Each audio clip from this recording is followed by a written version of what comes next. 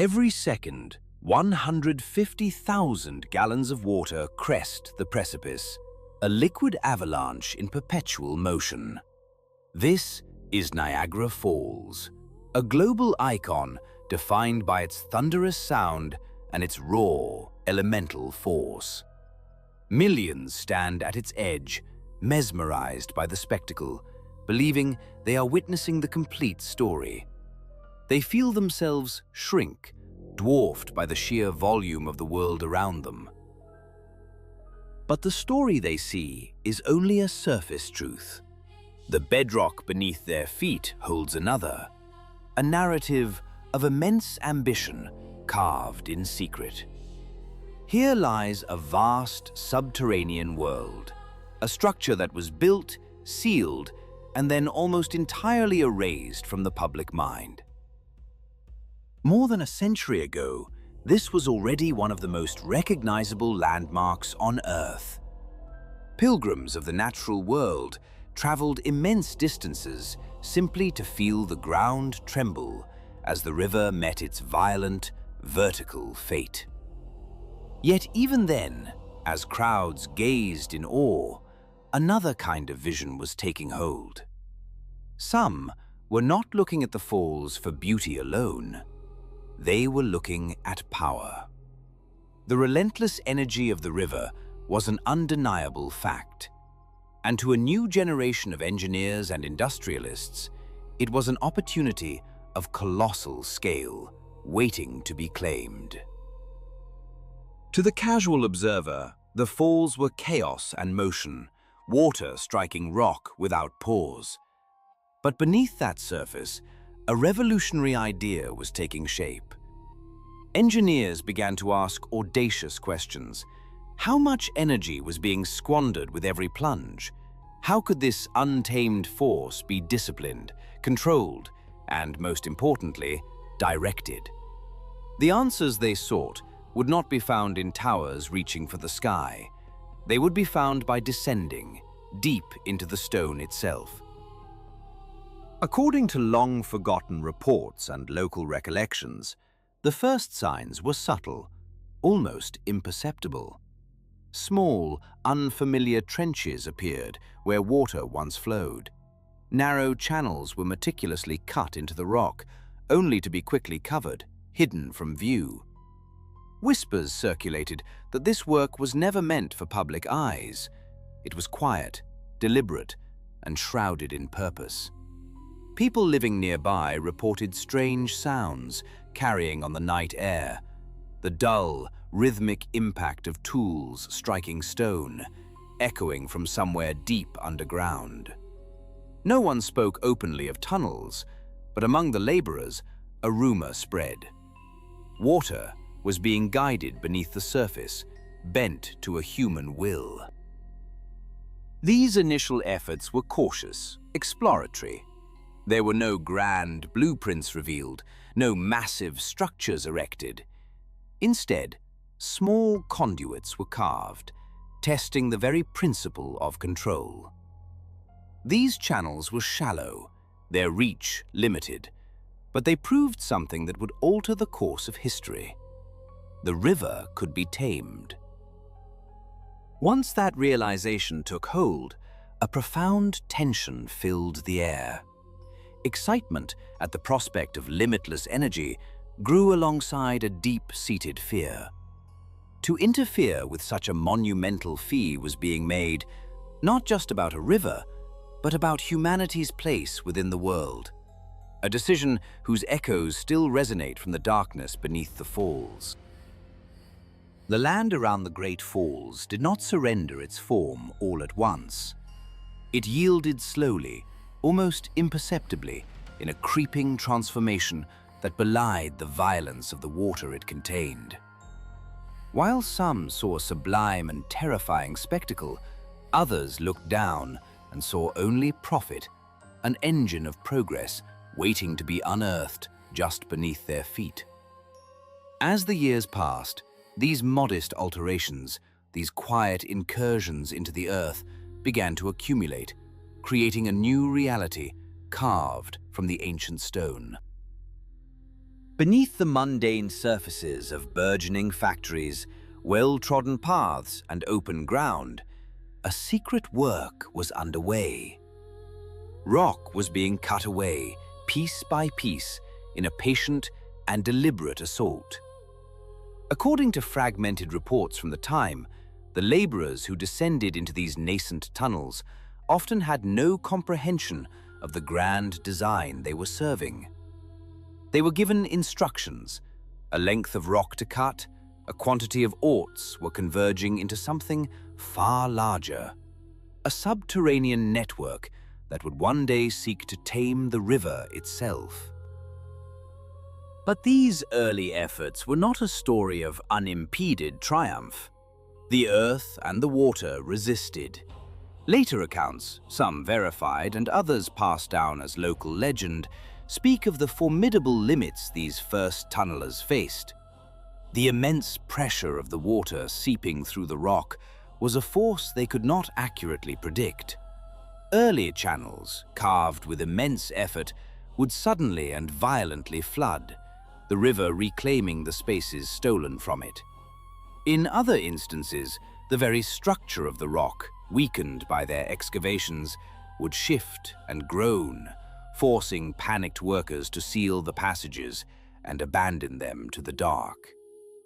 Without the benefit of advanced geological knowledge or a clear, unified plan, these initial experiments faltered. The digging slowed. The work did not disappear entirely, but it went quiet, a secret held by the earth. If you think you've seen everything, wait. What comes next will turn everything upside down. As European explorers and settlers continued to map the region, their records captured a profound duality. They documented the raw, untamed power of the falls, but also a growing, calculating interest in its industrial potential. These maps and journals would become the guidebooks for the first serious attempts to turn Niagara into a mechanical titan, pushing human ambition ever deeper below the surface and setting the stage for a century of conflict between nature and machine. When the first European eyes gazed upon Niagara, industry was the furthest thing from their minds. They were simply trying to process an encounter with the sublime. In the year 1678, the French explorer, Father Louis Hennepin, published one of the earliest and most influential descriptions of the falls. He wrote not of utility, but of a power that was violent, overwhelming, and fundamentally difficult for the human mind to comprehend. His account focused on a scale and force that defied all comparison. The water, he observed, did not simply fall, it crashed with an intensity he believed could not be matched anywhere else in the known world. Wilderness. Small settlements took root nearby, but they did so with caution. The river was a presence to be respected, even feared. Early communities on both the American and Canadian sides of the border sustained themselves with fishing, trade, and modest farming. The falls were admired from a safe distance, a monument of nature's power, not a resource to be exploited. But by the 18th century, that attitude of reverent observation began to erode. As populations grew and the hum of industry echoed from other parts of the continent, a new calculus emerged. The settlers began experimenting.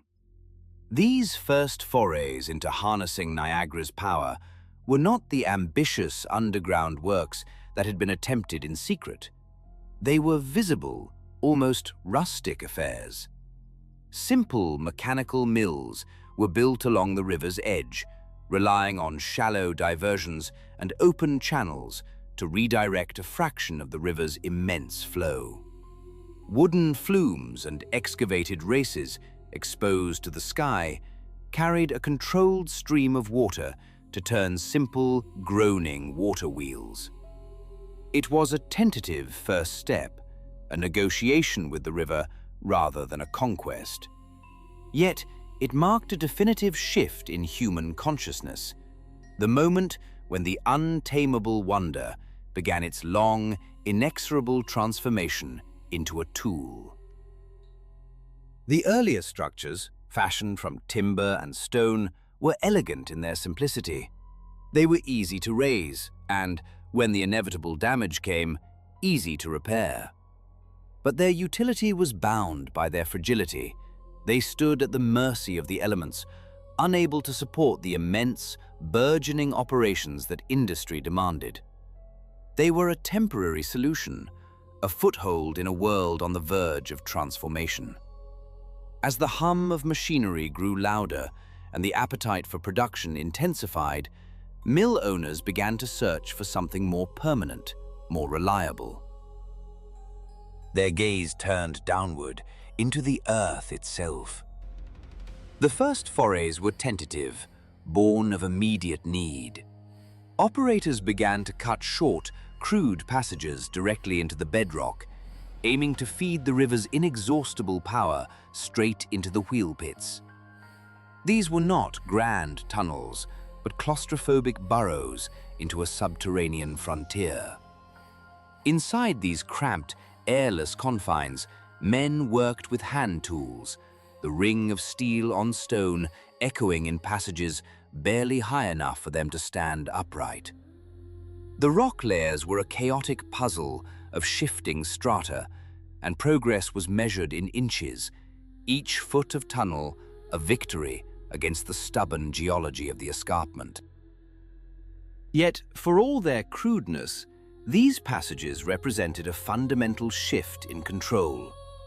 For the first time, the speed and direction of the water could be dictated, its raw power channeled with a newfound precision. These early works were not the product of a unified vision or a master plan. They were a scattered, subterranean tapestry woven from necessity. One mill owner would carve a short tunnel to gain an advantage. A rival, seeing the success, would extend another passage slightly farther. A secret cartography of ambition was being etched beneath the landscape, as reports suggest that plans were rarely shared. It was a silent, underground race, driven by a singular, driving imperative: keep the water moving and keep the great machines turning. Despite their rough-hewn nature, these primitive tunnels marked an inflection point. They were proof of concept, a demonstration that underground construction was not only possible, but profoundly effective. A generation of laborers was gaining an intimate, hard-won education in geology and fluid dynamics. They learned how the rock behaved under the chisel, where it would fracture and where it would hold firm.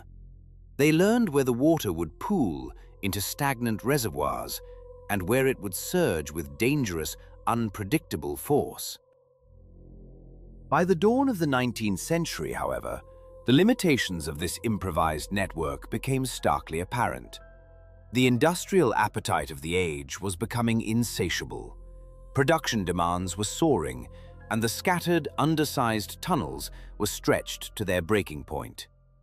A new vision was required, one not of inches, but of miles, not of Stay with me, because what comes next has been hidden for a very long time, and only improvisation, but of engineering.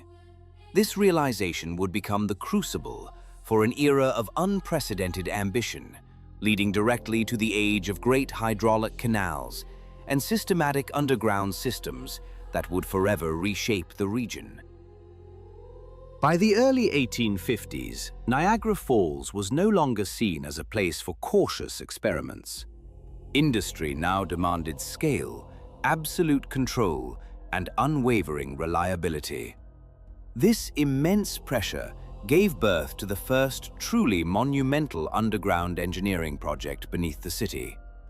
In the year 1853, the newly formed Falls Hydraulic Power and Manufacturing Company began the colossal task of cutting a hydraulic canal, a surface channel designed to capture the river's might and deliver it directly to the factories. This was not an experiment. It was a declaration of intent, a commitment to reshape the ground itself to serve human will. Construction was a slow, deliberate, and arduous affair. Crews worked year after painstaking year, cutting through tons of earth and solid stone with the limited tools of the era. Finally, in 1861, the canal was complete, and it changed everything. Water, once wild and untamed, was now guided into a vast, controlled artery that fed a burgeoning industrial district.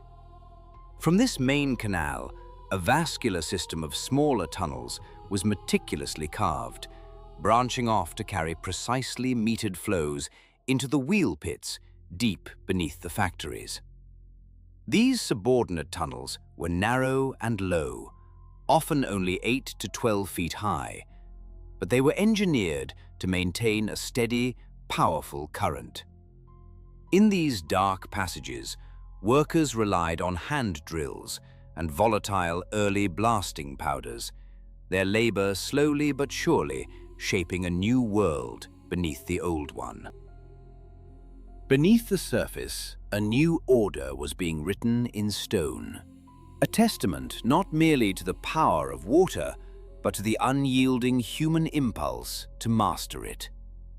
Each chiseled mark, each carefully placed charge of powder, was a word in a new narrative of progress, a story of how the very foundations of the earth could be re-engineered to fuel the dreams of an industrial civilization. The work began with the rhythmic strike of steel on stone.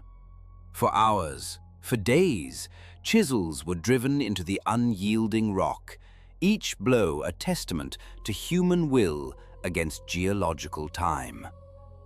Progress was measured in inches, paid for in sweat and exhaustion. When the chisels could go no further, small, carefully measured charges of blasting powder were placed. This was a surgeon's task, not a demolitionist's.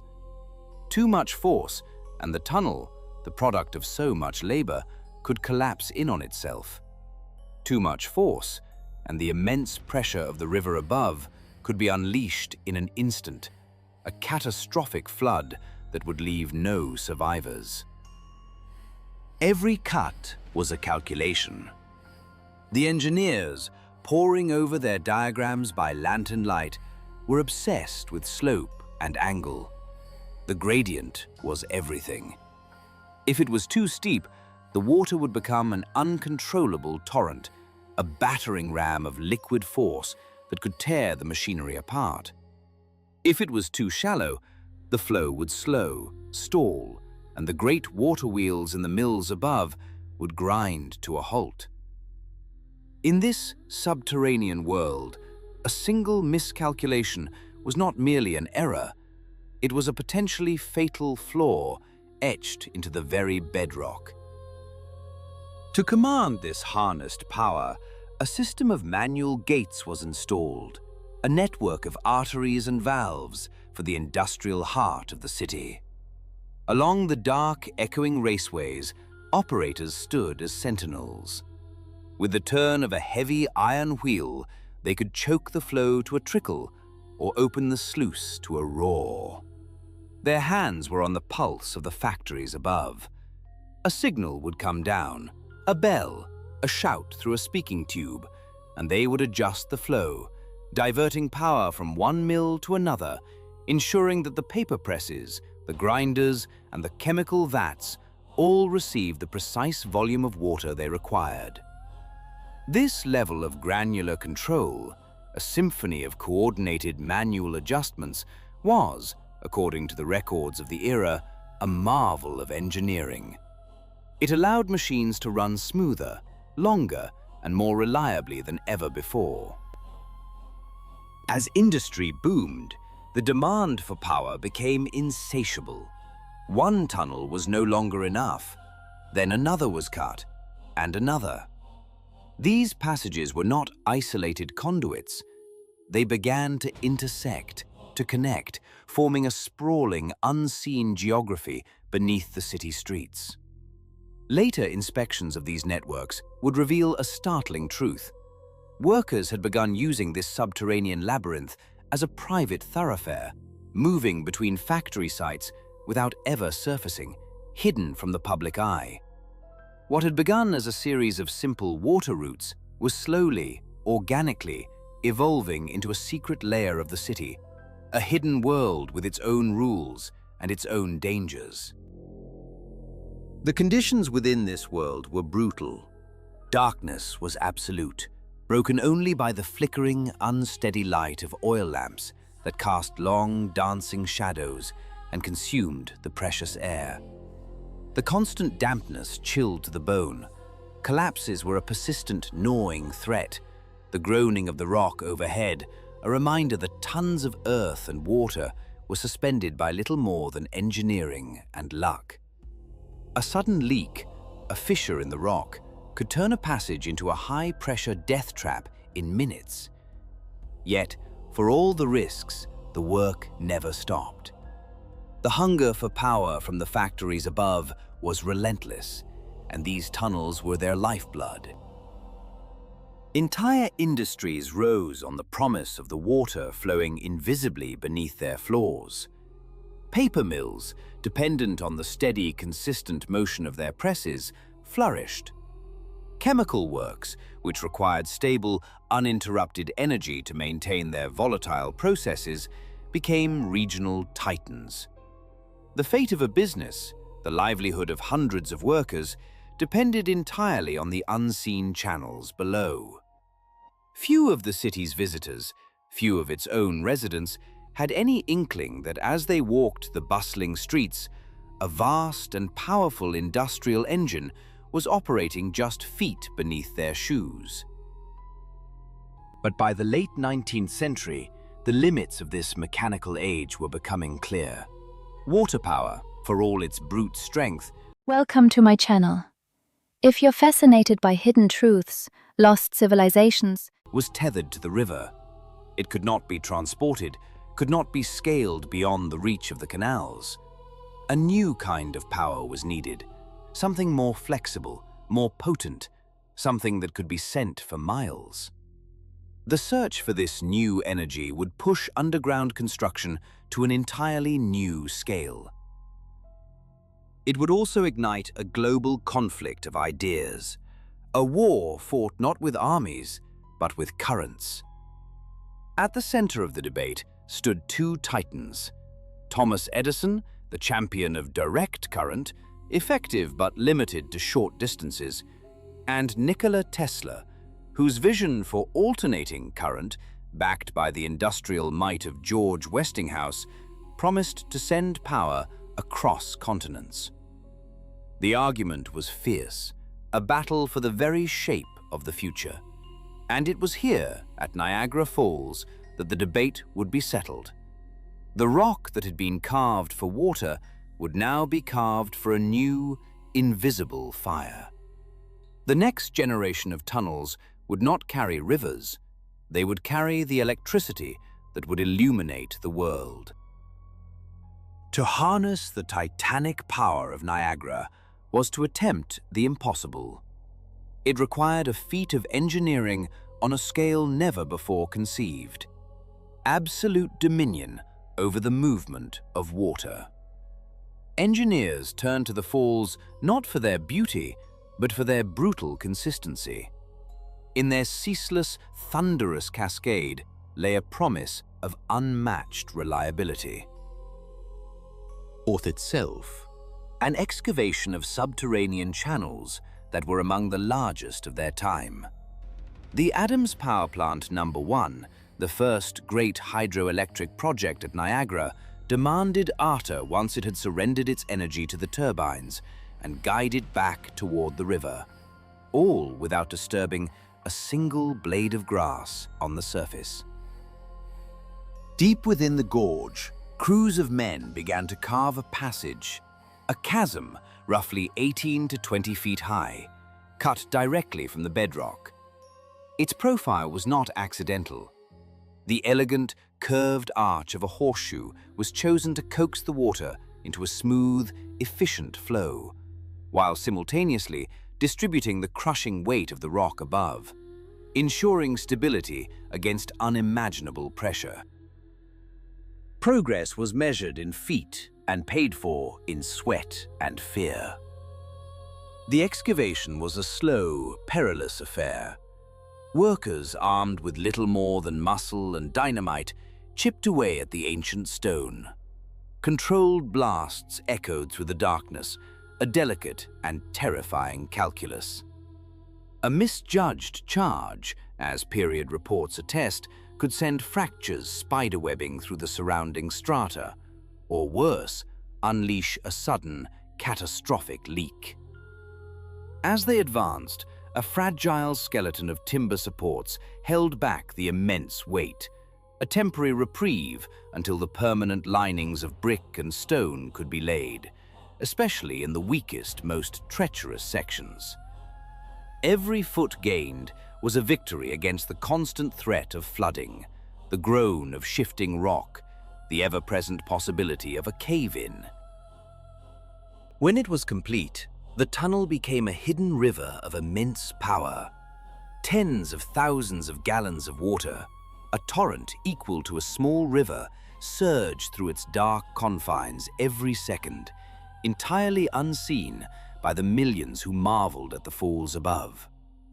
On the surface, the power station was a model of Victorian order and calm, but beneath it, a contained violence raged, water moving with a force that could pulverize steel and stone.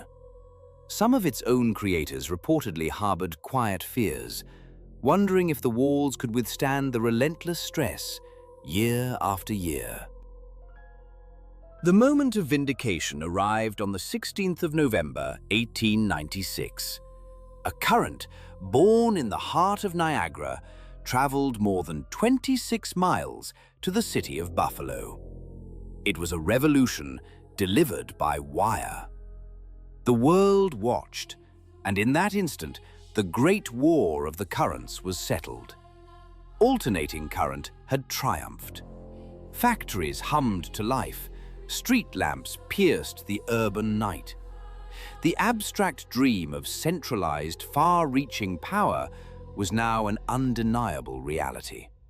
And beneath it all, the great tunnel remained, a silent, dutiful servant to the new age it had enabled. The success of the Adams plant fundamentally altered the philosophy of engineering. Tunnels were no longer secondary features, mere passages from one point to another. They were now understood as essential arteries in the circulatory system of a modern, electrified world. Niagara was no longer merely a natural wonder shaping local industry. It was now shaping the destiny of cities far beyond the sound of its roar. Yet this radical transformation did not halt at an imaginary line. And now comes the part no one talks about. But this is where the real mystery begins. It flowed across the very border that bisects the river and the falls themselves. Niagara belongs to two nations, and the laws of physics are indifferent to the claims of men. Every major diversion of water on one shore sends a ripple of consequence to the other. As the American side unleashed this new power, Canadian engineers and statesmen watched with a keen and calculating eye. They understood a profound truth revealed by the tunnels below, that to harness such a force is to accept a shared responsibility, for a river diverted can never be entirely reclaimed. A silent subterranean rivalry was taking shape beneath the thunder of Niagara. As American engineers carved their first tunnels into the rock, a stark realization rippled across the border. To secure its own industrial destiny, Canada would have to master this same hidden world, claiming its share of the river's immense power. The stage was set for a new kind of expansion, one that would unfold not across open land, but deep within the earth. These projects would drive tunnels deeper and wider than any before, quietly expanding a clandestine network in ways few people standing on the surface would ever comprehend. By the dawn of the 20th century, the waters of the Niagara River were no longer just a natural wonder. They were a strategic asset. In 1904, the Ontario Power Company embarked upon a monumental project, a hydroelectric plant to be built in the very shadow of the Horseshoe Falls. This was an act of industrial audacity, a declaration etched not in stone, but through it. The entire vision depended on a vast, unseen circulatory system, a network of tunnels designed to bleed water from the river and channel it to turbines buried far below. A sense of permanence and colossal scale. The engineering was a complex ballet of simultaneous operations. To accelerate the immense task, crews attacked the rock on multiple fronts. From access shafts sunk vertically along the proposed route, men descended into the darkness. At the same time, teams at the river's edge began boring inward from massive intake portals. Every swing of a pickaxe, every charge of dynamite had to be coordinated with near-perfect precision. Historical records speak of the immense planning required to ensure the separate tunnels would meet flawlessly deep within the bedrock and to manage the ever-present risk of collapse. Each section demanded an exact gradient, a gentle, unwavering slope that would coax the river's flow without inviting the catastrophic chaos of a flood. The very geology of the falls presented a dual-faced challenge. The upper layers of Lockport dolomite offered a formidable, stable ceiling, and their natural ally that allowed engineers to design exceptionally wide tunnels. But beneath this strong cap lay softer, more treacherous strata, shale and sandstone prone to shifting and erosion under the immense pressures of both rock and water. To conquer this weakness, engineers reinforced these vulnerable sections with meticulous layers of brick and concrete.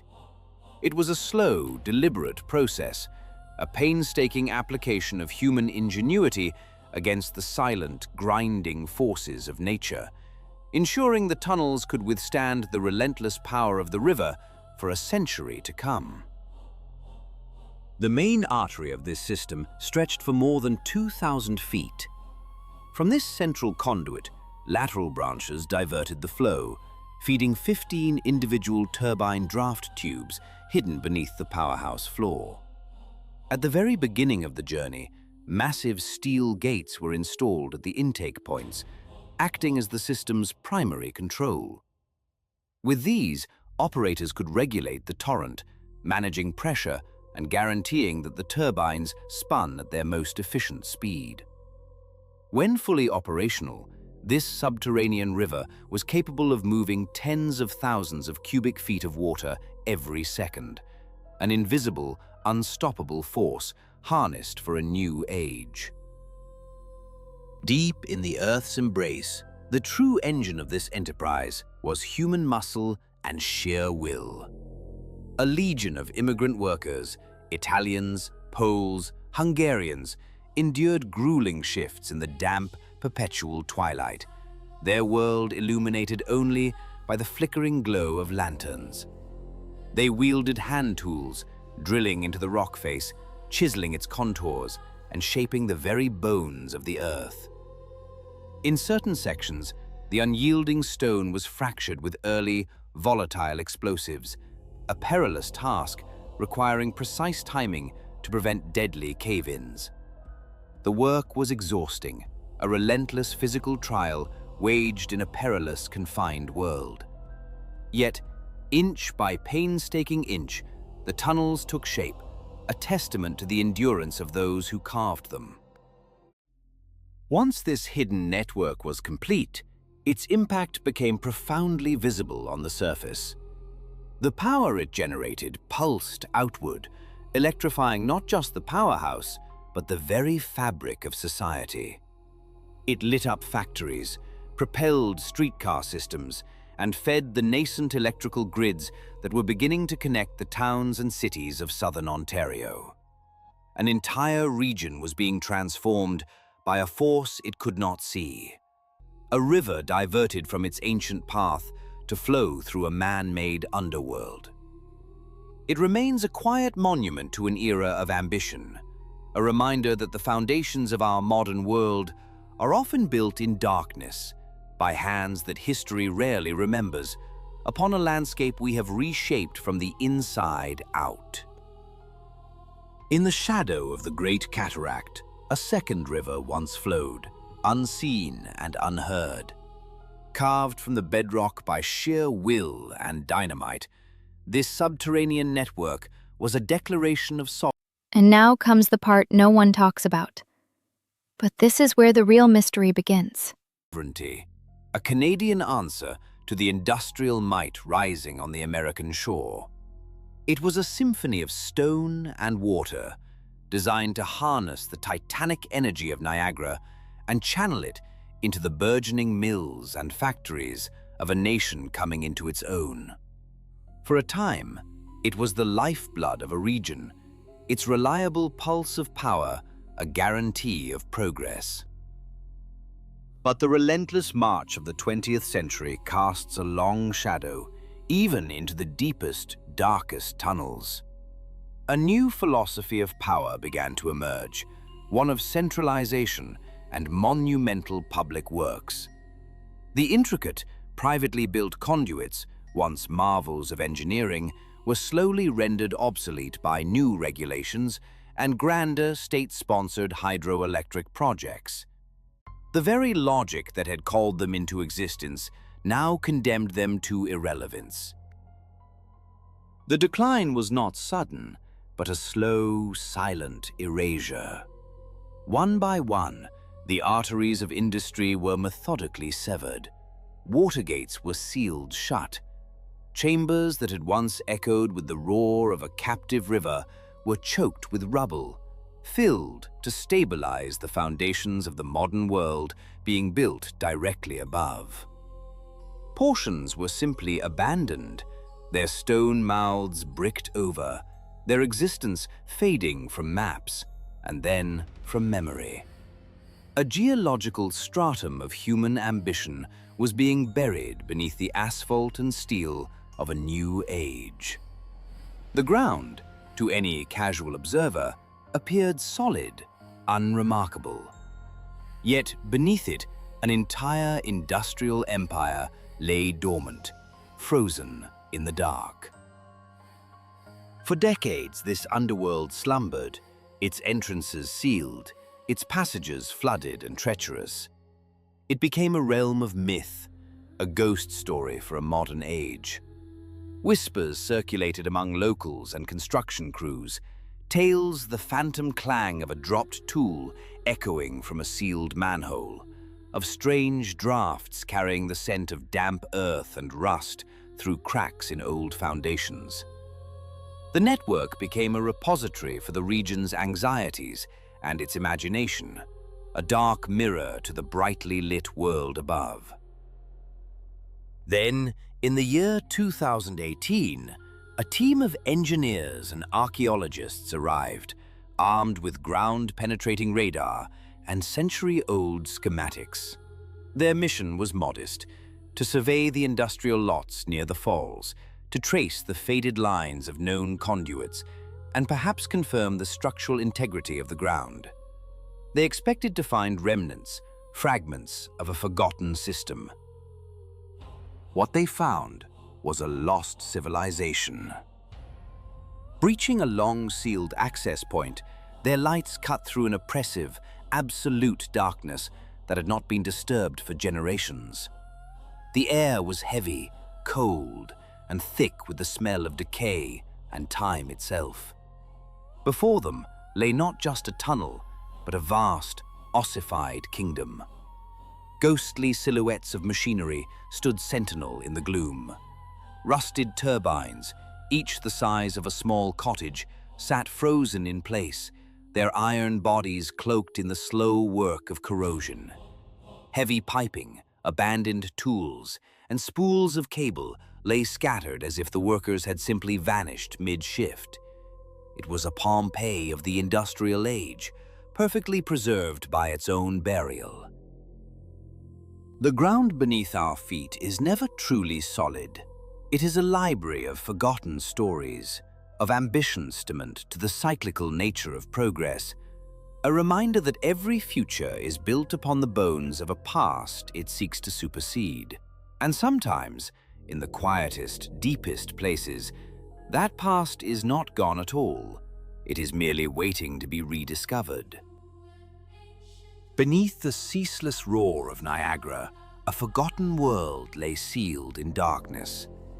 Here, explorers found machinery frozen in time, artifacts dating back nearly a century, offering an unprecedented window into the sheer scale of early hydroelectric engineering. The size of the chambers was staggering. In some sections, vast brick-lined arches so wide enough for a single person to crawl through. This was no simple conduit. It was a labyrinth, a subterranean network far more interconnected than any map had ever suggested. Tunnels burrowed for thousands of feet, an invisible lattice stretching beneath both American and Canadian soil, linking the historic power stations and mills of a bygone era. Water that once turned the turbines of a continent flowed through multiple, precisely engineered levels, controlled by a complex system of gates and channels. But the walls also held stories of struggle, scars from past disasters, evidence of structural collapses, and the ghostly remnants of maintenance work spoke of the enormous, unending effort required to tame the falls. For the researchers, a mixture of awe and disbelief took hold. To walk these silent corridors was to feel the immense weight of history pressing in from the cold rock. The silence made all the more deafening by the thunderous cascade just meters above. For generations, millions had stood in awe of the power they could see, never comprehending the vast, hidden architecture that lay just beneath their feet. A silent, sprawling monument to the ambition that sought to command nature itself. If you think you've seen everything, wait. What comes next will turn everything upside down.